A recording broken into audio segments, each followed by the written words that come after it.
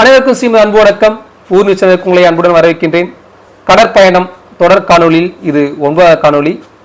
இதற்கு முந்தைய காணொலியை பார்க்க தவறினவங்க நம்மளுடைய ஊர் நியூஸ் சேனல் பக்கத்தில் போய் பாருங்க. உங்களுக்காக பல சுவாரஸ்யமான தகவலுடன் அந்த காணொலிலாம் காத்துட்டு இருக்கு.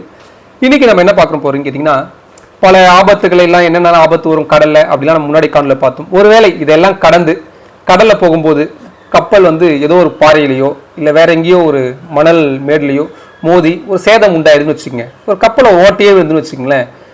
கடல் பயணத்தின் போது இது எப்படி சரி செய்ய முடியும்? இப்போ கடலில் பயணப்பட்டுக்கிட்டே இருக்கும்பொழுது நீருக்குள்ள அந்த கப்பல் இருக்கு, ஒரு ஆபத்தான சூழல் வருதுன்னா அதை சரி செய்யணும் இல்லைங்களா? ஓட்டை வந்தால் நான் சின்னது ஒரு ஓட்டை விழுந்தால் கூட கப்பல் அவ்வளோதான் மூழ்கிடும். இப்படி இருக்கும்போது கடலுக்கு மத்தியில் ஒரு ஆபத்து, எங்கேயோ ஒரு மரக்கட்டை உடஞ்சிக்கிச்சு. இந்த மாதிரி சமயத்தில் என்ன செஞ்சுருப்பாங்க? அப்படியே விட்டு இருந்தா ஒரு கடற்பயணம் நடந்திருக்காது இல்லைங்களா? அதற்கு ஒரு அரக்க ஒன்று நம்ம மக்கள், நம்மளுடைய முன்னோர்கள் கண்டுபிடிச்சிருக்காங்க. அது பேர் பைன் அரக்கு அப்படின்வாங்க. இந்த பைன் அரக்கு நீங்கள் கடலில் கப்பல் பயணப்பட்டுகிட்டே இருக்கும்போது எங்கேயாவது துளை ஏற்பட்டால் இந்த பைன் அரக்கை வச்சு நீங்கள் அடைச்சிங்கன்னா, அந்த துளையை மேலே அப்படியே அடைச்சிங்கன்னா அந்த துளை அடைப்பட்டுரும். அதற்கு மேலே தண்ணீர் உள்ளே வராது. இந்த பைன் அரக்குன்றது கடற்பயணத்துக்கு ரொம்ப ரொம்ப முக்கியமான விஷயம். இதை கையில் வச்சுக்கிட்டு தான் கடற்பயணம் செய்வாங்க.